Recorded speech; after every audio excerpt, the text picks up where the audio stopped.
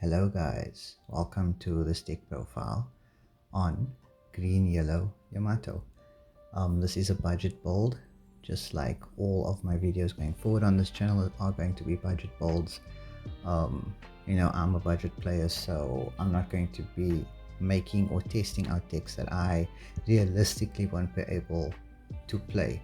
Of course, if you guys have, sometimes we get lucky with pulls and you pull a yellow ace, for example, or a Holy Jones. We'll get to all of the replacements soon. Then feel free to put it in, change the deck up. Let me know if you have any other cool ticks that you would include in this deck. But for now, let's just go through all of the cards in here. You'll see it's mainly a Sky Island deck. I've been seeing some really cool results with it, taking matchups that you wouldn't normally think to take. But yeah, let's just go through the cards. So we'll start off with the leader, Yamato. She's got double attack, she's got 5000 attack, and she's got an ability which I feel like a lot of people forget about, and that's me included, is that you can activate main, and once per turn, if your opponent has 3 or less life, you can attach 2 rested Dawn up to one of your characters, which really comes in clutch. And you'll see sort of, if we're playing on curve, it's very easy to have just 2 rested Dawn chilling there.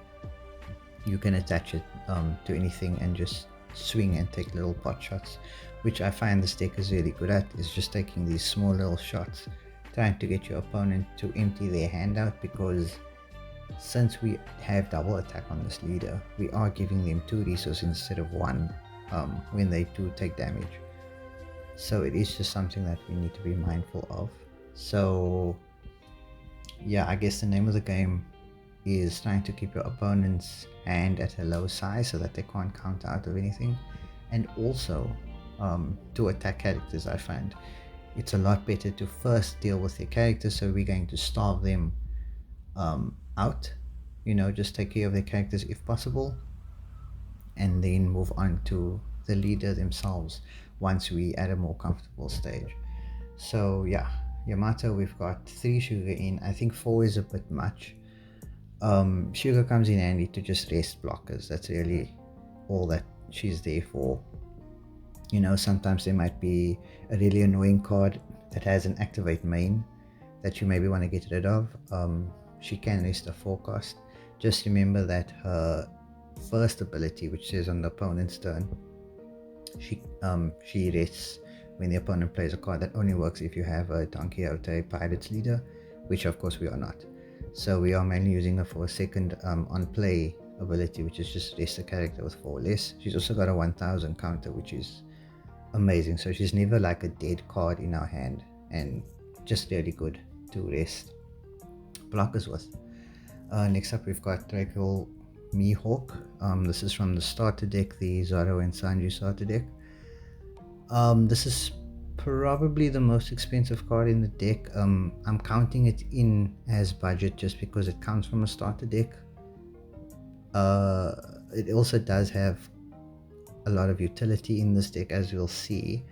So basically he's a 2k counter, he's got 4k attack, and his on play says if you have 2 or less characters, play up to 1 4 cost or lower Shigeru Kingdom or a slash strike character card other than himself, and you play them out rested.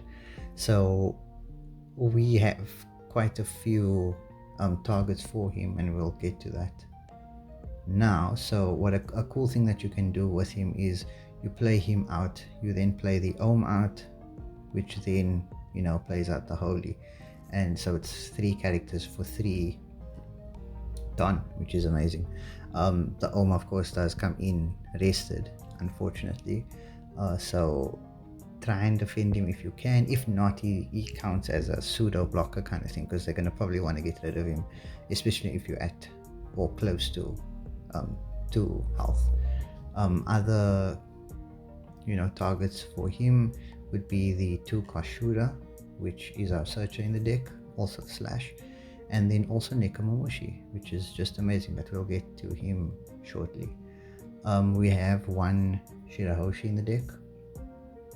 I don't feel like you need more than this. This is just sort of if you need to draw some more cards or cycle some cards, and she's there. Her trigger is great as well if you get out of life. She does have a 1k counter, so again, not a dead card.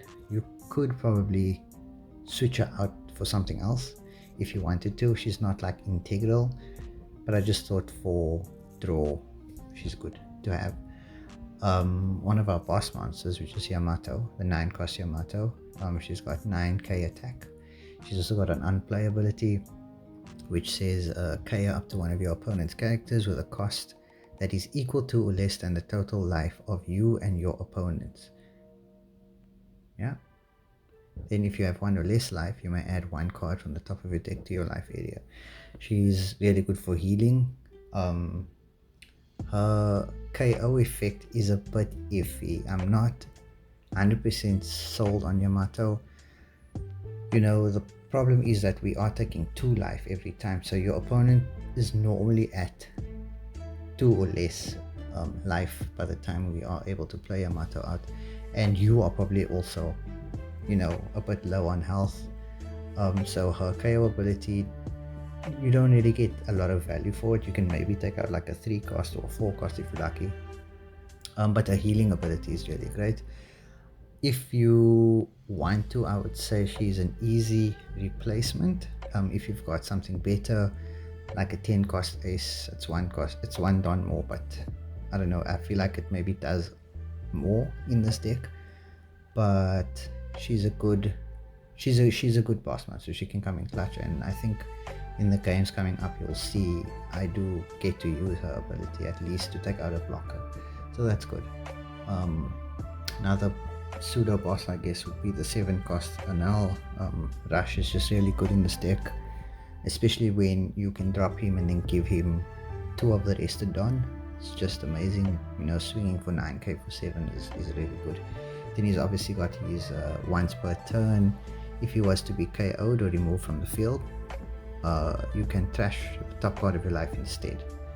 So he's a sticky guy as well, but you can't use this effect if Luffy's on the field, so just keep that in mind. We've got the 4 Ohm. Again, a really good card. I feel like this is like one of your main attackers. What I like about this deck also is that you don't mind going down to 2 life, because you are activating his other ability where he gets 1000 power, which is like really cool. We have more cards also that, you know, take advantage of us being lower life, but we'll get this soon. You know, the staple at this point for all yellow decks, which is Satori, is also Sky Island, so Shooter can search him out. He's 2k, just a really good card. Then we've got 4 Shooter. Again, search of the deck. I think the only downside is that he is a 2-cost and not a 1-cost like other searches would normally be. So that does suck, but he does have a cool trigger, which is just play this card. But yeah, if you're going first, you can't really play him, and then you, on your second turn, you could play him, but you probably also just want to swing for 8 instead of playing him. But yeah, I mean, he's cool, especially if you're going second. You've got Holy, 4 Holy to go with the 4 Ohm. We've got another staple, I think, in all Yamato decks, which is 4 Onami. What Onami does is she gives banish to a character or leader when she's played. It's really cool. I mean, you know, self-explanatory. You put it on Yamato, you swing and hope they take it and they lose 2 health. It goes straight into the grave, which is just amazing. Then we've got 4 Nekomamushi. Again, he can be played with Mihawk as well, because he is a slash type character and he is a 4-cost. What he does is if he has 2 Don attached to him, he can attack non-rested players. Just he can attack active characters rather, which is really cool. So he's very important, I think, in this deck, especially to deal with blockers. If you don't need to ever swing with him, so if your opponent has no blockers and Neko is up, I would choose not to swing with him unless you can maybe defend, or you know they're gonna pop him next turn. Then obviously attack. But if you don't need to attack with Neko and you can end up waiting for them to play a blocker, he's basically just there to deal with blockers. He's a really good card to have. And again, he needs to Don, but that's pretty easy to do with Yamato's ability. Then we've got 4 Frankie from OPO 7, the Airgate one. He's got 2k counter. Just a good card as well. His trigger says draw 1 card, and if you have 1 or less life, play this card. So yeah, I mean, he's a free card. Whether you get him from life, you can either keep him if you need the 2k. If you don't need the 2k, activate his trigger and get a new card, and that could be whatever from your deck. Next up we have 4 Ace. Again, this is maybe not one that you need. You could replace this, but he is really good in this deck. I think with him and a Null, I mean, he's got 7k attack as well, just like a Null, but for 2 less stun, right? But the stipulation being he can only get rush if you have 2 or less life, which again plays into you don't mind going down to 2 life, just so that you can get rush. And you have quite a bit of counter as well. There's very little dead cards in this deck, which I love. So you almost always can counter out of different attacks when you need to. So going down to 2 life is not that bad. Then we've got 2 Thunderbolts just to deal with anything we can't attack. Say with Nekomamushi, sometimes you want to trash a life to get down to 2, so you use this card to just pop anything basically just to get you to 2, so that you can activate Ohm or the Rush Ace. And then yeah, the trigger is great as well. You're just basically KOing a 5 cost without having to trash from life. Then we have 2 Althors. It's a good card. Sometimes this could be considered a dead card, I guess, just because you do need to have 1 Don up to use it, which normally you don't really have. You're not keeping 1 Don up usually. When you're going first, you might actually have 1 Don up, or able to have, keep 1 Don, don't attach it, and then you have this up. But otherwise, I think this is an easy replace as well. It does have a nice trigger, which is basically Gadatsu's trigger, but it KOs up to one of your opponent's characters with a cost equal to or less than their total life. So especially if you get that trigger off early, it's really good. But otherwise, I think this is a good card that you can replace. And then last but not least, of course, we have You're the One Who Should Disappear. I'm playing 2. Just a good card. It's probably one of the best triggers at the moment in the game. And yeah, it's never dead card. You play it for 0 if you really need to. You get 3000, trash 1 card, which again is not a train smash. But yeah, that's the deck list. I do have some replacements which I can show you guys over here. If you pull, sometimes we get really lucky on pulls and you get a cool boss monster that you want to add into your deck, then that's great. But yeah, and if you do have the means to do it, the Green Yamato from OPO 1, really good card. It's got Banish on it already. It's got double attack on it. 5 cost for 5. In case you're going first, it's really good to play her out on curve. Yeah, I mean, it's just a good card. Hody Jones, of course. I think you could, if you wanted to, you could probably replace the aces with Hody Jones.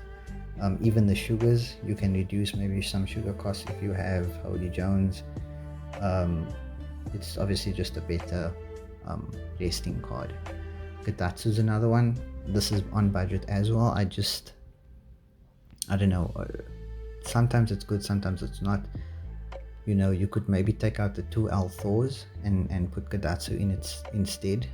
He is a 5, so that might help when you're going first as well. So just something to think about. And then obviously, the OPO 7 Ace a big boss monster. Um, just a really good card. Again though, he's not very cheap, so we're not going to add him into this list, but it's just something to keep in mind. But there you go, guys, that's the deck list. We're going to get into some games. You'll see me, using Mihawk to drop the Ohm to get into the Holy. You'll see me doing the Mihawk into the Nekomamushi and things like that. And yeah, please guys, if you like the video, like it, subscribe to the channel. We have a lot more budget videos coming out soon. That's what this channel is all about. Okay guys, so you'll see our first game is up against Red Blue Marco from OPO8. If you take a look at my hand over here, I'm just deciding whether I want to mulligan this hand or not. Normally in my opening hand, I'd love to see a shooter. You also want to go second with this deck. I find it's a lot better, just because all your characters are sort of on curve for going second. So yeah, I'm gonna mulligan over here, you'll see. And I do luckily get the shooter. Unfortunately, we are going first, but that's fine. Sometimes it helps to have that extra don. You just do feel like you are one turn behind if you're going first, if that makes sense.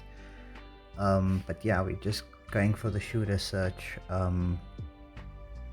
You'll see I'm basically looking for an Ohm. You almost always are looking for an Ohm in this situation, especially if you have the Holy in hand. But Ohm also does search Holy, so it's not a train smash if you don't. Unfortunately, no Ohm, but Satori is nice as well. And then we're just gonna swing in, trying to get leader down to 3 life, so that you can use Yamato's other ability, which I feel like a lot of people forget that it's there, but it gives 2 rested on if your opponent is at 3 life. Yeah, we're just gonna carry on going then. So in this situation, I think what I was thinking is we're going to play out the Nekomamushi to have him up in case Marco drops a blocker. What I find with Neko is that he's very important in this deck, especially to deal with blockers. So I actually wouldn't even attack. I wouldn't want him rested unless you can defend him, and if the opponent doesn't have a blocker. So just try and keep him up, that's my thinking here. So just have him up just in case there wasn't any other play to make. Yeah, Marco doing Marco things, cycling through, and then unfortunately he does get to pop the Nekomamushi, but we get a 2k from the attack on life. Yeah, over here I'm just thinking what's the better play to do. And here you'll see sort of one of the good plays with Draco Mihawk is that we can play him out, we can rest, put into play rested either the shooter, we can do an Ohm, we can do a Nekomamushi, and that's pretty great. So yeah, you'll see there he plays a Delphi blocker. Unfortunately, Neko is in the graveyard, so we won't be able to deal with him in a direct attack just yet.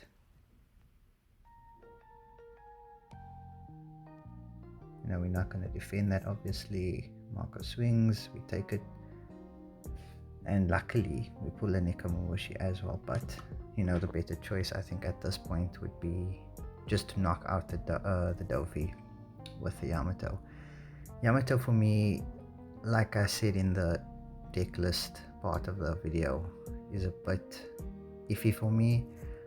She's a good boss monster, but what I normally find is because you're taking life so fast normally, her pop ability is not very good. So if you're lucky, you're getting like a 3 drop or 4 drop if you're even luckier than that.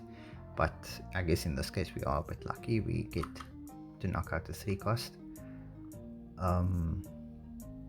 Just deciding of what to do, and then we're just going to take a swing. Is obviously going to block that. But at this point I'm thinking he's got a massive hand. We need to get him down. We obviously can't play pudding in this deck, so the only way to do that is just to take little pot shots and hope that he defends it, which is going to do because he doesn't want to lose 2 health. And yeah, he just plays out Sanji, gets the Rayleigh, who then pops the Mihawk and minuses off the Yamato. and then just takes a shot in. Luckily we did also add life from the Yamato, so we can actually take this hit. We get an ace, which is great.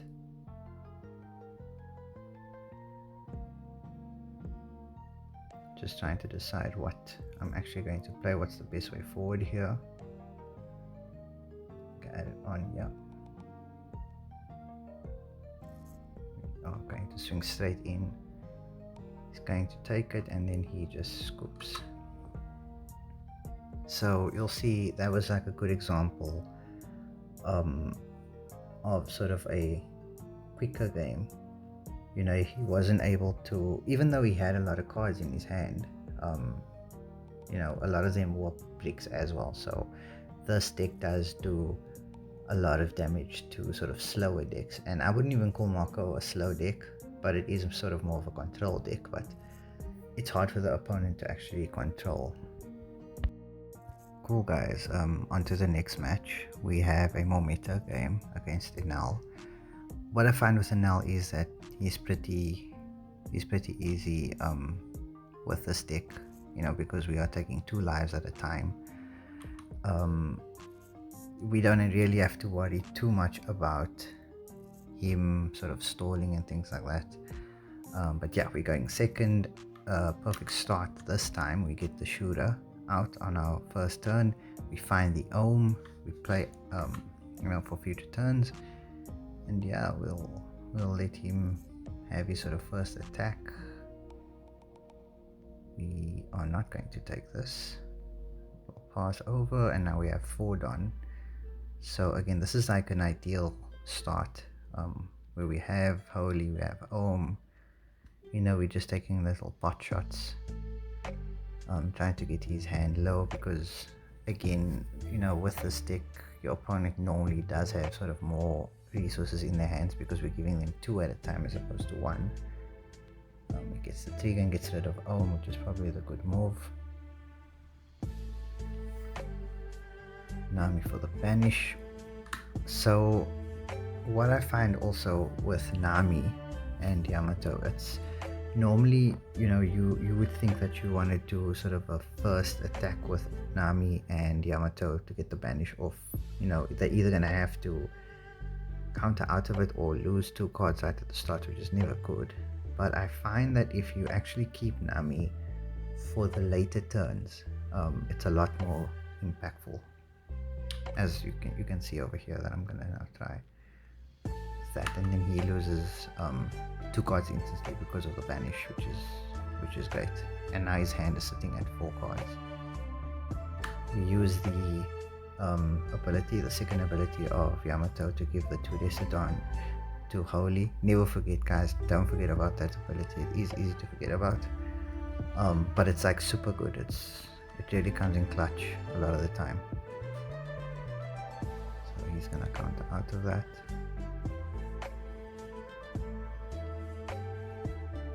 And yeah, you'll see over here now he's got 3 cards in hand.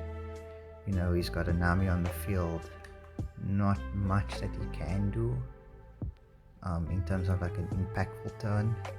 So he just takes a shot at Holy. I let it go because, you know, we can probably get another one. So yeah, we'll take that attack as well. We get the Satori, which is really cool. Another thing that I find against Enel, and this is probably true for all decks though, is that you always want to go wide, right? Even though we are taking 2 life from Yamato's attack, somehow they always find a way to stall you out. So by going wide, you know, you ensuring that even if they do start stalling, you know, they use the ability, you can still get them down to 0 life after they've used the ability, which is very important. So yeah, I'm just deciding here what's the best way forward.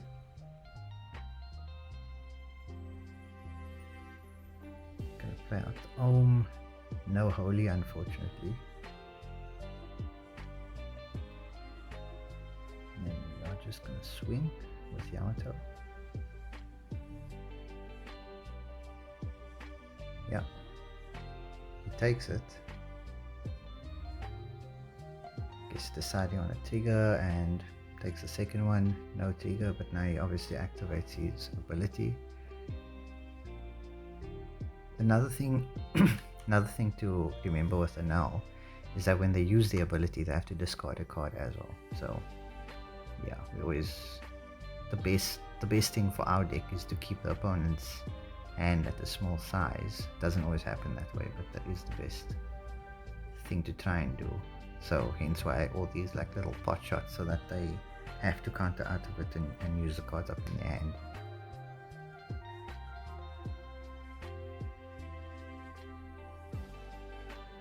So again, you'll see there's really not much that he can do. You know, going forward, he's pretty stuck. He's in a corner. Doesn't have much cards in his hand, but he does get the Yamato. But the only thing he can pop is the shooter, which again, the problem with Yamato. And here is where Anal comes in clutch, I think. You know, he can't really counter out of much because he's only got 2 cards in his hand. We've got a lot of attacks coming in. And yeah, again, just going wide instead of, you know, tall with the stick. And I think that is it. Yeah. No.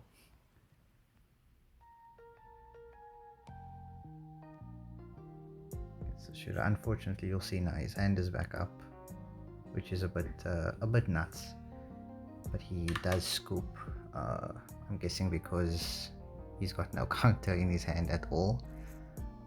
So even if he, you know, even if he did survive that turn, we almost definitely would have had another turn because, well, we've got Frankie in hand, who's a 2k, we've got 2 1ks, and then as you can see we had Mihawk coming up, and then our last life as well was You're the One Who Should Disappear, which means we actually had 3 lives, which is a bit crazy, but that's what this deck does. But yeah guys, I don't know, I really enjoy this deck. It sometimes does feel a bit like a glass cannon, but other times it doesn't. Other times it feels like you are able to sort of defend yourself pretty well as well, especially with all the 2Ks in the deck. But if you have any suggestions or any other ideas of other cards that we can play in this deck, remember we are trying to keep it at a budget, you know, so yeah, please let me know in the comments below. Otherwise, I hope you like this video. There's going to be a lot more to come, so please like the video and subscribe to the channel, and I will catch you guys next time.